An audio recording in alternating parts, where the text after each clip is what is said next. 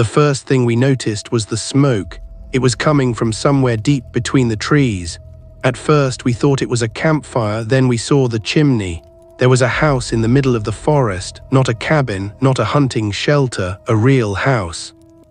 2 stories, wooden porch, glass windows, a chimney with smoke slowly rising into the evening sky. The strange part was that there wasn't supposed to be a house there. We were at least 6 miles from the nearest paved road. There were no power lines, no driveway, no trail marked on our map. And according to the map on my phone, there wasn't even a building within several miles of where we were standing. But there it was, and someone was inside. There were lights in the windows. I remember looking at my friends and saying, "We should leave." Nobody disagreed, but none of us moved, because after walking through the forest for almost 5 hours, finding a warm house in a place like that didn't feel like a coincidence. It felt like we had found something we weren't supposed to find. There were 4 of us, me, my friend Daniel, his younger brother Ryan, and our friend Mark. We had planned the trip 2 weeks earlier, nothing extreme, just 3 nights camping in a remote section of the forest. We wanted to get away from the city. No phones, no traffic, no people, that was the whole point. We parked at an old trailhead on Friday morning and started walking. The first few hours were easy. There was an old hiking trail that followed a river. We stopped several times to take pictures. By late afternoon, we reached our planned campsite. It was a clearing beside the river. There was an old fire ring there, so we assumed other hikers had used it before. We set up the tents, collected some firewood, made dinner. Everything was normal until around 9:30 that night. We heard something moving across the river. Not an animal, it sounded like footsteps. Slow footsteps coming through the trees. We turned our flashlights toward the opposite bank. Nothing, the footsteps stopped, we waited. Then we heard 3 knocks, not on a tree, not on the ground, 3 sharp knocks, like someone knocking on a wooden door. Daniel laughed nervously, probably a branch. Nobody believed him. We searched the area for several minutes, we found nothing. Eventually we went to sleep. The next morning we discovered something strange. Our firewood had been moved. We had stacked it beside the tent. Now it was arranged in a neat pile about 20 feet away. None of us remembered moving it. We blamed each other. Then we found footprints, human footprints. They started near the river, walked through our campsite, passed between our tents, and disappeared into the forest. Mark wanted to leave. Daniel said someone was probably messing with us. I suggested we move the campsite. Instead, we decided to hike farther into the forest for the day. That turned out to be the worst decision we made. We followed the river upstream. After about 2 hours, the trail became difficult to follow. Eventually, it disappeared completely. We checked the map. Our planned route was supposed to curve north, but Daniel suggested taking a shortcut through the trees. It looked like a straight line to the ridge. We agreed. For the next hour we walked uphill. The forest became strangely quiet. No birds, no insects, not even the river anymore, just the sound of our own footsteps. Then Mark stopped. He was looking at a tree. There was something carved into the bark. A number, *17. We didn't think much of it. Then 20 yards later we found another, *16, then another, *15. The numbers continued. They were carved into trees along the route we were walking. Daniel counted them. They went all the way down to 1, then there was nothing. We had no idea what they meant, but we kept walking. Around 40 minutes later we reached the top of the ridge. That's when we saw the smoke. At first it was barely visible, a thin grey line rising through the trees. We thought someone else was camping. Then we saw the roof. The house was sitting in a clearing below us. It was enormous compared with anything you'd expect to find there. 2 floors, large windows, a wooden porch, a stone chimney, and smoke coming from the chimney.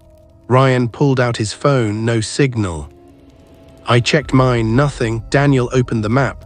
The location marker showed us exactly where we were. There was no building, nothing, just forest. He zoomed in, still nothing.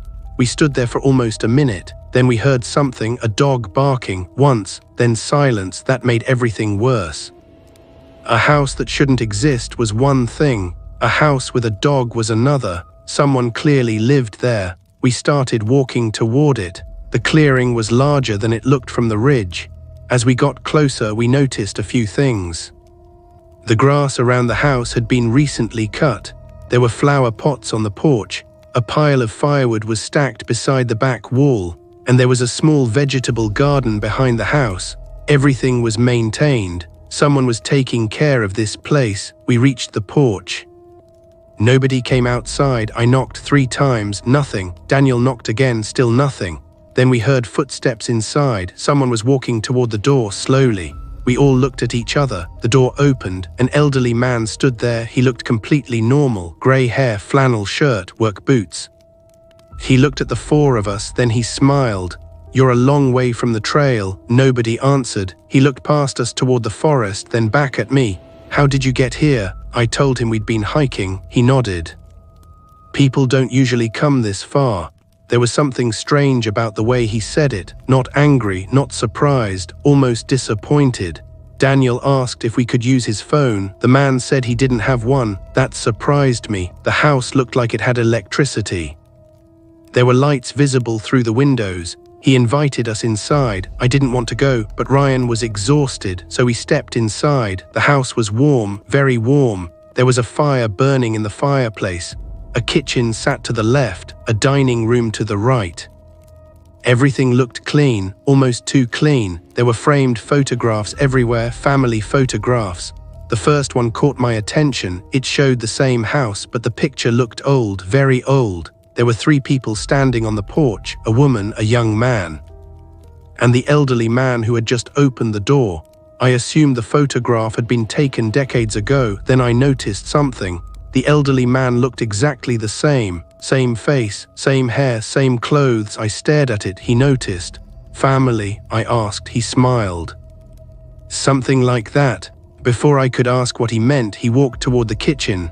He told us we could sit down. There was fresh bread on the table, 4 plates, 4 glasses, 4 chairs pulled out. That made me uncomfortable. I asked him if he had been expecting us. He stopped, then slowly turned around. No, he looked at the table, then back at us. I wasn't. Nobody spoke. He quietly put the plates away. We stayed for maybe 15 minutes. Then Daniel said we should leave. The man didn't argue. He simply walked us to the door. Before we left, he said something I'll never forget. "If you came in from the north." He paused. "Don't go back that way." I asked why. He looked toward the forest. "Because you weren't alone when you came." We left immediately. Once we were back among the trees, none of us spoke. We walked downhill for almost an hour. Then Ryan noticed something. There was mud on his backpack. He hadn't stepped anywhere muddy. Neither had any of us. The mud was fresh, and there was something pressed into it, a partial shoe print. Someone had touched his backpack. We checked everything. Nothing was missing. Then Mark looked at me. "Where's the map?" I checked my backpack. It was gone. Daniel checked his. His was gone too. We hadn't noticed. We stopped walking. The forest around us was silent. Then we heard a sound behind us, a branch snapping. We turned. Nothing. Another branch snapped. Closer, then another. Something was following us. We started walking faster. The sound followed. We ran. We didn't stop until we reached the river. Our campsite was still there, but something had changed. There were 4 tents. We had only brought 3. A 4th tent was standing beside ours. It was old, dark green, completely zipped shut. Nobody knew where it came from. Daniel walked toward it. I told him not to. He opened the zipper. The tent was empty, except for one thing. Our missing maps were sitting on the floor, and written across the topographic map in black marker was a single sentence: "You should not have found the house." We stood there in silence. Then Ryan noticed something else. There was a second message written underneath. This one was smaller, almost like someone had added it afterward. "He knows you're coming back." None of us understood who he was, but that night we didn't sleep. Around 2 a.m. we heard footsteps outside the tents. Slow, careful. Someone walked around our campsite, then stopped directly beside my tent. I could hear breathing. I held my breath.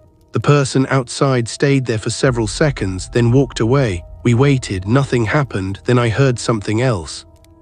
A distant sound coming from deep in the forest. 3 knocks, just like the night before, except this time They weren't coming from across the river, they were coming from the direction of the house. We stayed silent until sunrise. And when the sun finally came up, we found a trail of footprints leading away from our campsite. They didn't go toward the river, they didn't go toward the trail. They went straight into the forest, back toward the house, and beside the footprints. Someone had placed a photograph. It showed the four of us standing outside the house the previous afternoon. The photograph had been taken from inside one of the upstairs windows. None of us had seen anyone taking it, and on the back of the photograph was today's date. Underneath it were 4 words, "Come back before dark." The photograph was still in my hand when the sun came up. None of us had slept. We kept staring at the same 4 words written on the back, "Come back before dark." There was something about that message that bothered me more than the photograph itself.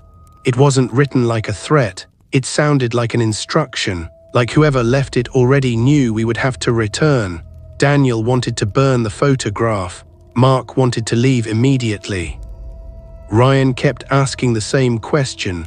How did they take that picture? Nobody had an answer. The photograph had been taken from the upstairs window of the house.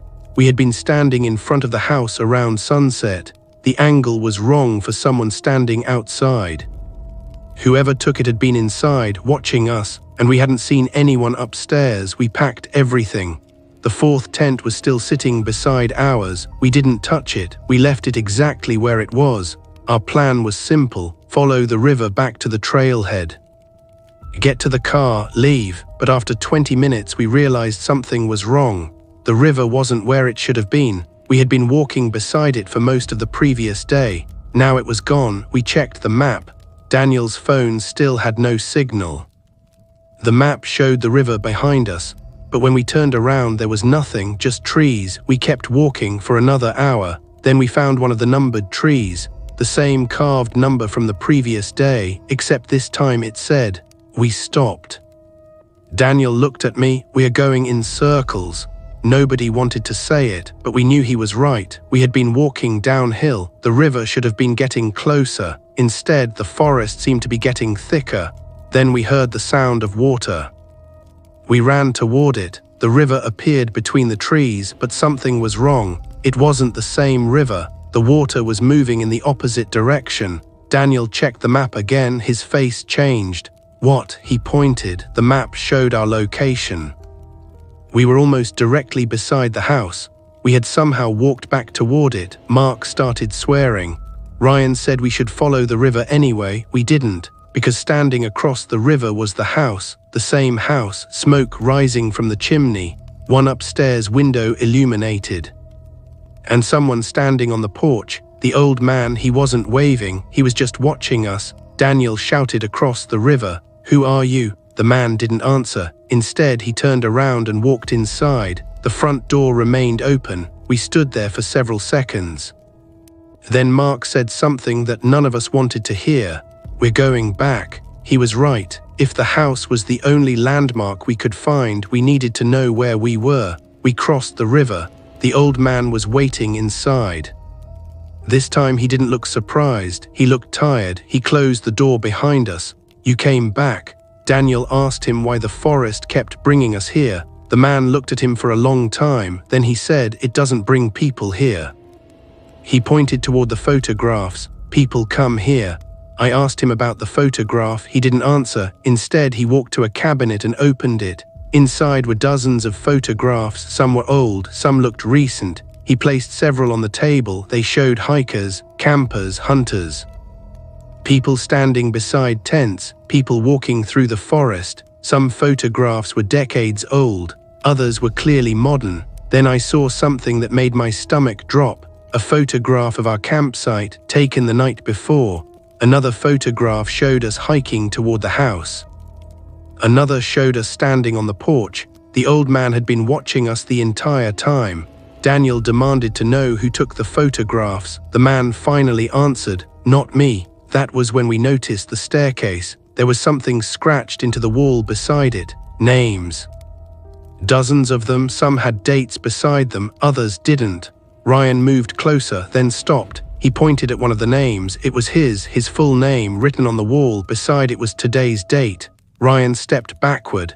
No, the old man didn't react. Daniel grabbed him by the shirt. What is this? The old man pushed his hand away. You shouldn't have come inside. Daniel shouted. You invited us. The man looked genuinely confused.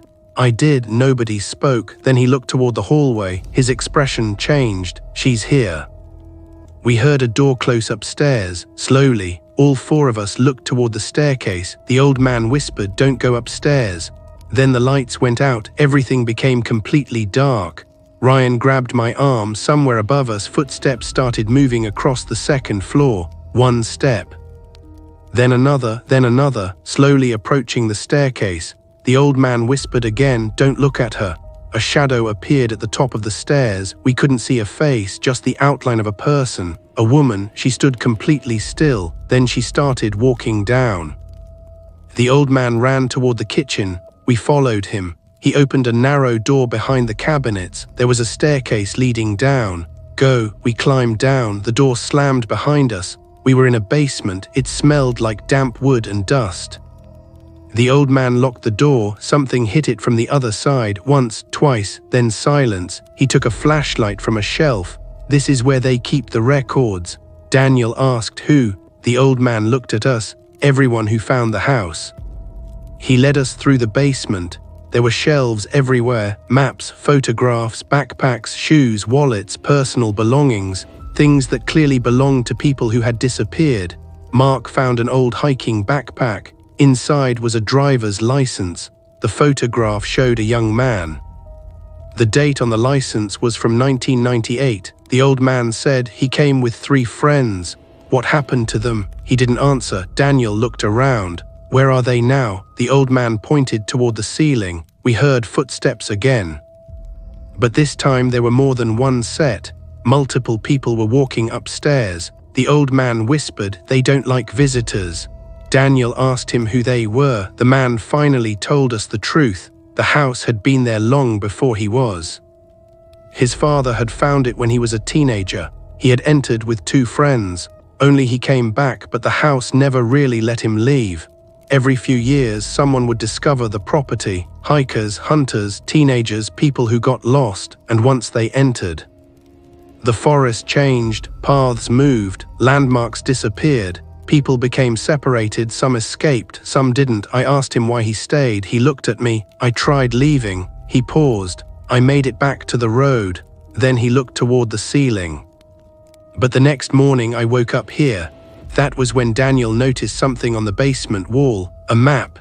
It covered almost the entire wall. Hundreds of trails were drawn across it, some connected to roads, others ended at nothing. There were dozens of small red marks. But one section had been circled, our campsite, and beside it was today's date. Daniel took a photograph of the map, then we heard the basement door unlock. The old man's face went pale. Run. We ran. He opened another door at the back of the basement.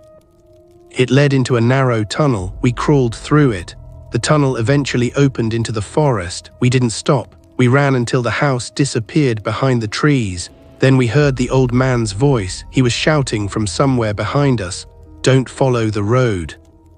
We didn't understand. There was no road. Then we saw it, a narrow dirt road cutting through the forest. There was an old pickup truck parked beside it. The driver's door was open. Keys were inside. Daniel started the engine. We jumped in. The truck worked. For the first time in hours, we felt like we might actually get out. We followed the road.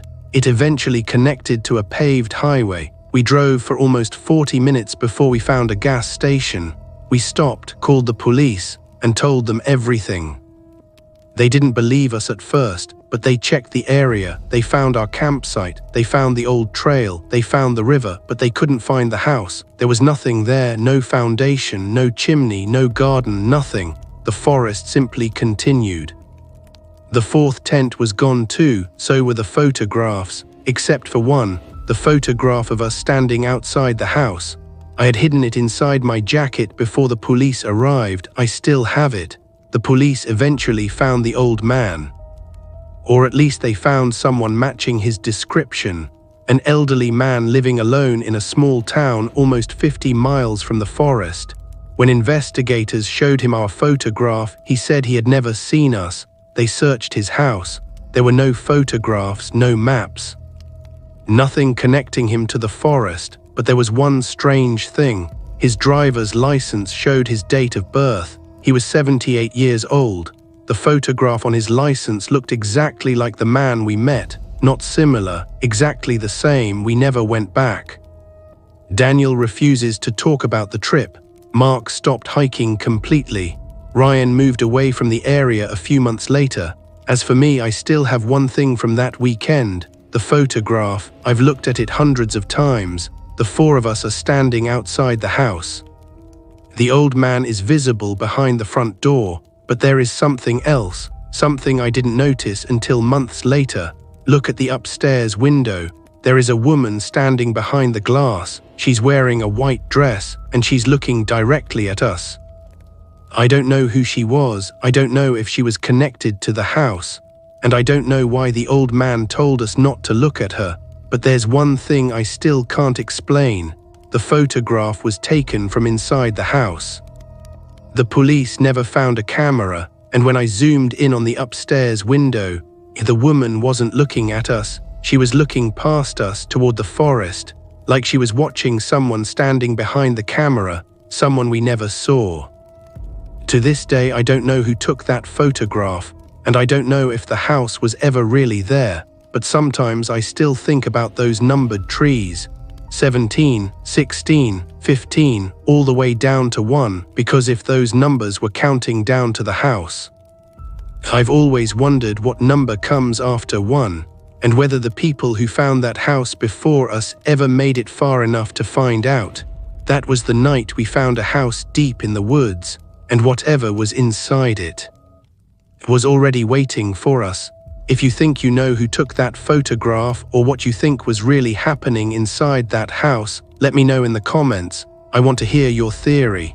This is Tales of the Dark, and remember, sometimes the most frightening places aren't the ones that look abandoned. They're the ones that look like someone is still waiting for you to come home.